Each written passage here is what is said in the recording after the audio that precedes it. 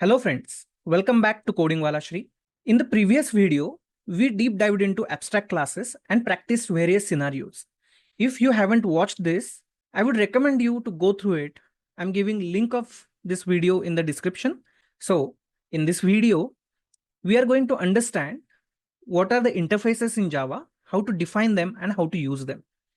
Then we are going to see there are features called as default and static methods which were introduced in Java 8.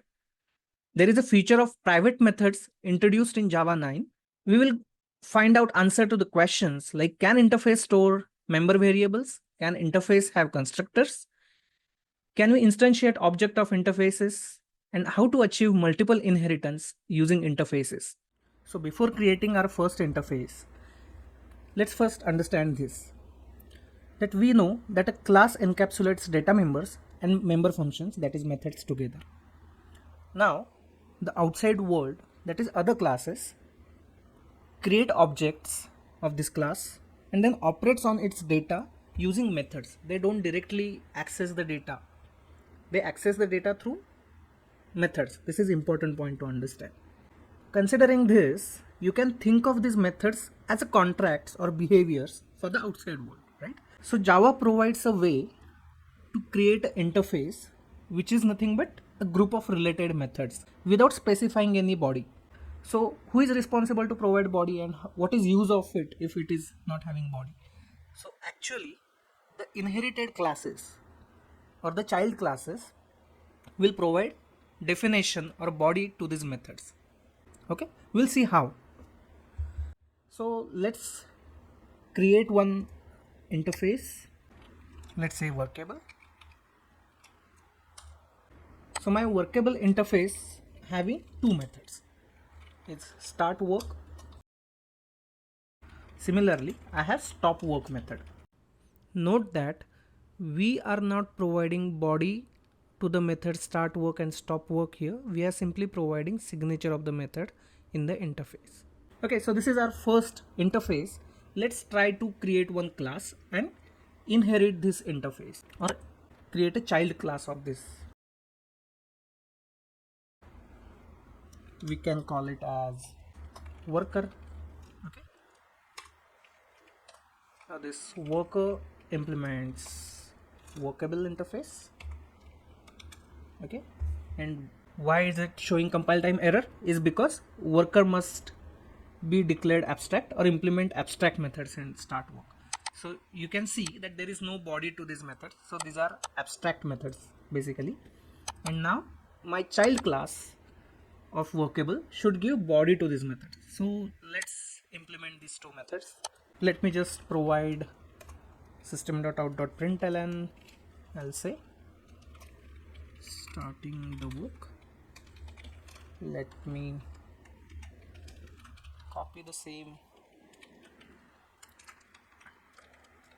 Let me say stopping the work. Okay, fine. So this is a quick implementation of workable interface. So let's try to create interface client class where we will have the main method interface demo. Okay, so in interface demo I have main method, and in main method let me create object of worker class, right? So the question that may arise is, can we create object of an interface? So the answer is no, we can't. For example, let's say workable w is equal to new workable. Is it possible to do this? No. What compiler error is seen here is workable is abstract, cannot be instantiated. So we can't create instance of this interface directly. So what we need to do is we need to have a child. We can create instance of a child class. So worker is equal to new worker. This is perfectly fine because worker is a class and you can create. Now we can just say start work and worker dot stop work. So let's try to run the code and see the output. So as expected, worker dot start work says starting the work and worker dot stop work says stopping the work. Let's say worker will have name. So and data members are always private, so it will be name. And now I'll need to have a constructor here, right? So my constructor will be public worker, and then I can have name. I can even use editor to generate constructors, getters, setters, etc. So this dot name equal to past name. Yeah. Also I can add getters and setters here. For this I'll say generate getter and setter and one field name. Okay, that is perfectly fine. Why is it showing problem is because we created a object without passing any name. So yeah, name is ABC, and in start work, let's say instead of giving this definition, I'll just say that this dot name or this dot get name, sorry, get name plus starting work.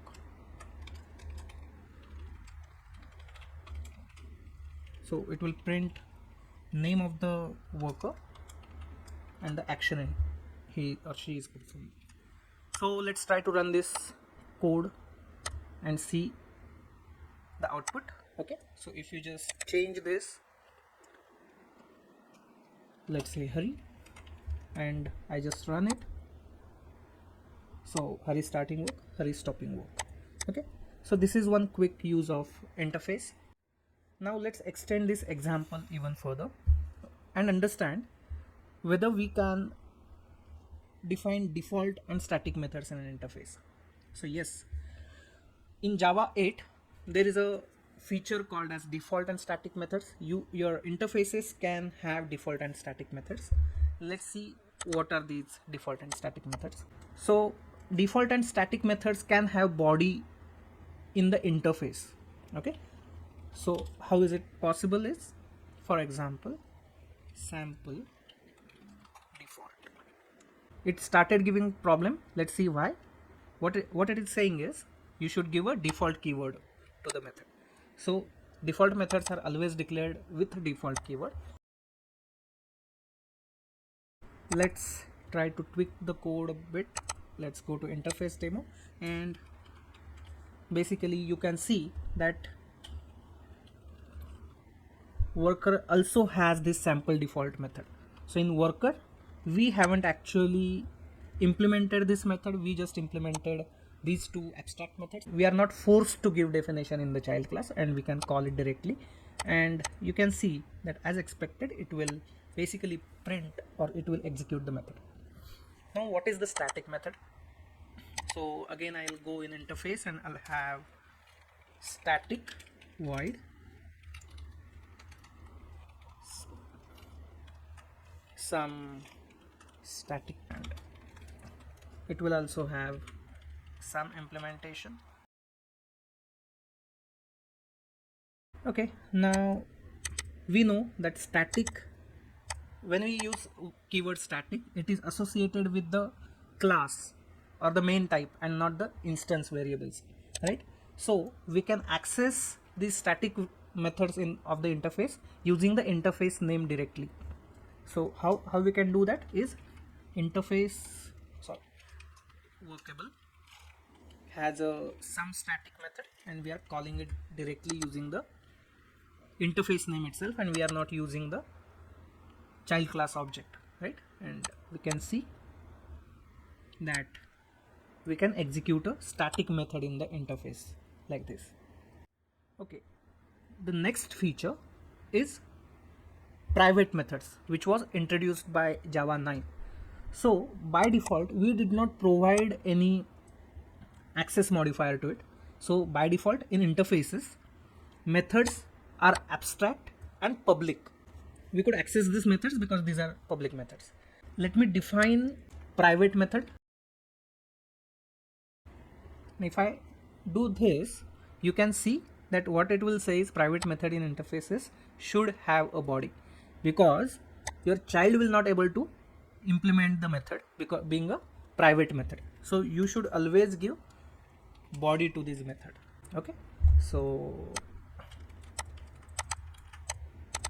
in some private, okay, and now I can simply call this particular method in the interface demo through the worker object, right? So if you see, that is not available. That's what the point was, right? Because it was a private method, you can see that it is not basically accessible to the outside world. So what is use of it? Basically, you can only use private methods within the interface itself. For example, in some sample default, I can give call to some private, right? See, and now sample default is basically belong to the same interface, so it can call private methods. That is absolutely fine. And now I'll just run the code, and this sample default should print in sample default. It should call the some private and it should print in some private. So let's see. So I hope you have understood this. Hurry starting work, hurry stopping work, then sample default. In sample default, it called the private method. So in some private method and in some static method. Now you will wonder that can interfaces have data members itself? So yes and no, both. Why so? I can have data members, that is variables in interface, provided that they should be final. So you should assign some value to it. You can't have uninitialized or non-final data members.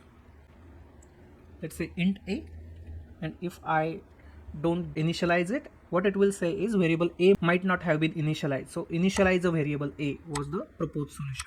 As soon as we initialize the variable, the error was gone. So it is basically a final variable. Just to prove that point, let's add a final keyword. So this keyword is grayed out. So what it is saying is modifier final is redundant for interface fields. So all interface fields are final by default. So you can provide the final keyword, or you can omit it, or you can remove the final keyword. It is perfectly fine. This will be treated as a final data member. Can it have a static member? Let's check. Static int b. Similarly, what it is saying, it must be initialized. Okay, so let me initialize a to 10 and b to 20. And what I'll do is in this some private method, let's print these two variables. Simply we are printing a and b in this case. Now b being a static variable, we can also access with the interface name, but it is optional. Okay, you need not do that, but you can do it. Basically it is a static one.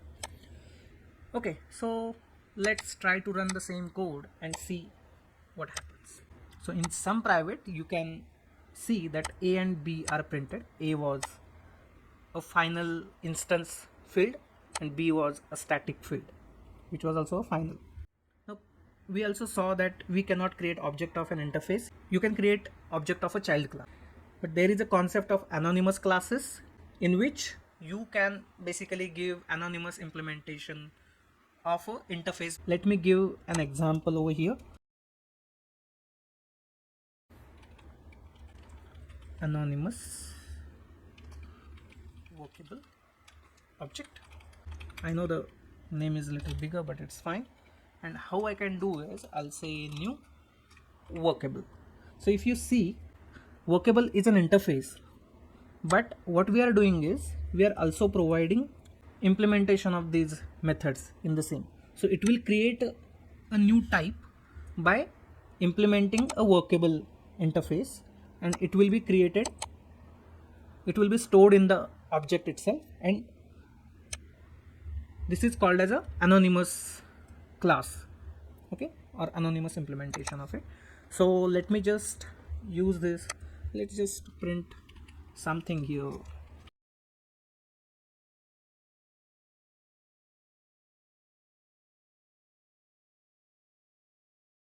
Let's just call start work and stop work, anonymous object dot stop work, and you can see that it is again having all these sample default method was a default method declared. So let me also call this method. Okay, so let's see what happens.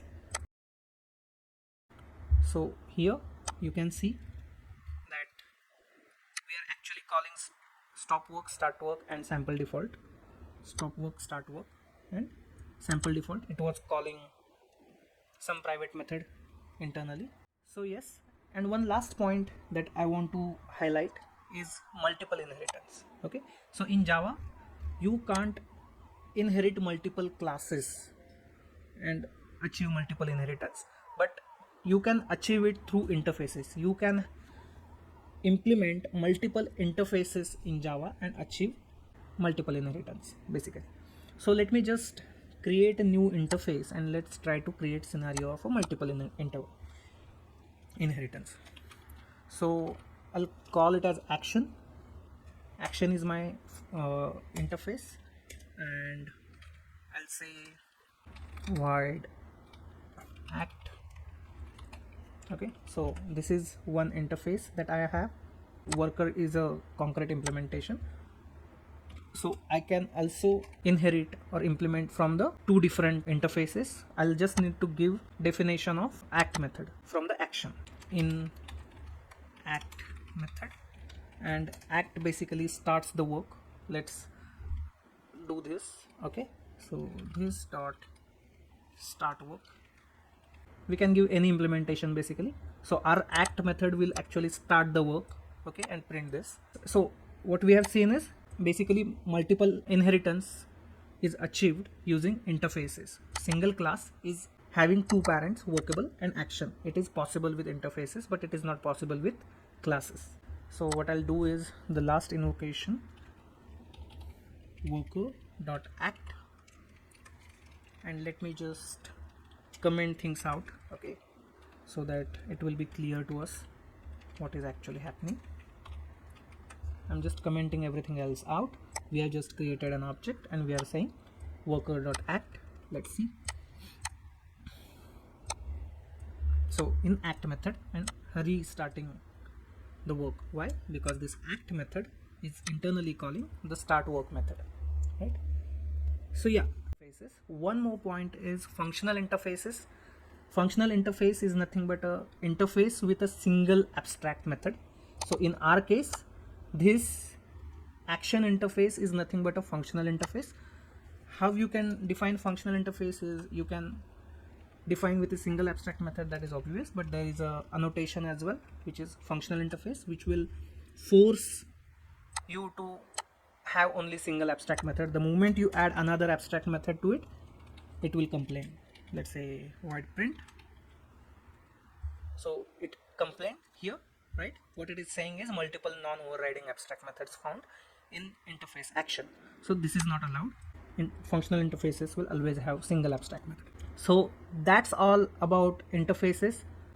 Additional note is I have created a separate dedicated video series for Java 8 features, in which you can find dedicated video on functional interfaces, and different scenarios are covered for functional interfaces. It is one of the important topics to understand as a Java developer, and those who are actually trying to appear to the interviews, it is one important aspect to understand. So please do watch out those videos as well, so that you will understand more about functional interfaces, lambda expressions, and so on. There is also separate videos I have created on default and static methods, so which is also related to interfaces. We have seen a quick glance of it, but there are a lot of scenarios that I have covered in that particular video, so please do watch that. I hope you have liked this video. Please like, share and subscribe, and also give your feedback in comments, so that in case you need some other videos to be covered, we can do that. Also, one more note is I'll be pushing this code to the GitHub repo, and I'll provide this GitHub repo in the description of this video, so you can always clone the code or download the code and try it out yourself as well.